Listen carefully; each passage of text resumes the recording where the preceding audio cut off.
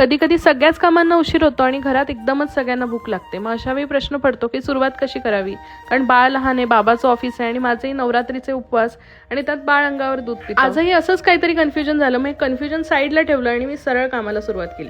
जसं दिसेल आणि सुचेल तसं हात चालवायला सुरुवात केली.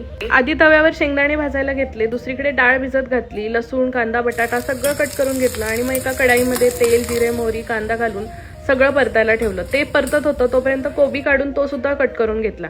मागे माझ्या उपवासाचा साबुदाणा भिजून वाट बघत होता, पण त्यालाही साईडला घेतलं आणि आधी शेंगदाणे वाटून घेतले. तोपर्यंत दुसऱ्या साईडला तव्यामध्ये जिरे, मोहरी, हळद घालून त्यामध्ये कोबी परतून घेतला. इकडे कांदा परतत होता तोपर्यंत मसाल्याचे डबे खाली काढून उघडून ठेवले आणि कांदा भाजून झाल्यावर त्यात सगळे मसाले घालून पाणी पण घातलं आणि ते छान उकडायला ठेवलं. इकडे कोबी शिजल्यावर त्यात सुद्धा लाल तिखट, मीठ आणि आजीचं तिखट घातलं. कोबी परतला जात होता तोपर्यंत थोडेसे तांदूळ आणि मूग डाळ एकत्र छान धुवून घेतली. आता कितीही घाई असली तरी धुवायचं काम मात्र व्यवस्थितच करावं लागतं. तोपर्यंत पिठलं सुद्धा झालं होतं. मग ते छान झाकून ठेवलं आणि ती जागा कुकरला दिली. कुकरमध्ये जिरे, मोहरी, कांदा, बटाटा सगळं छान भाजून घेतलं.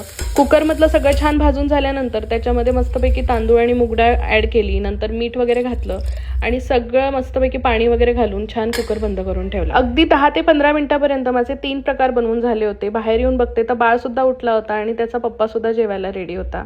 मावशी भाकरी करून गेल्या होत्या. मग मस्त कृष्णाचं ताट करून दिलं आणि सगळं जेवण झाल्यावर माझी अशी काहीतरी हालत झाली होती, पण किचनची अशी काहीतरी हालत झाली होती. मग काय चुटकी मारली आणि किचन झालं क्लीन. अरे बापरे, आपला साबुदाणा तर बनवायचा राहिला. चला तो बनवूया पुढच्या व्लॉगमध्ये.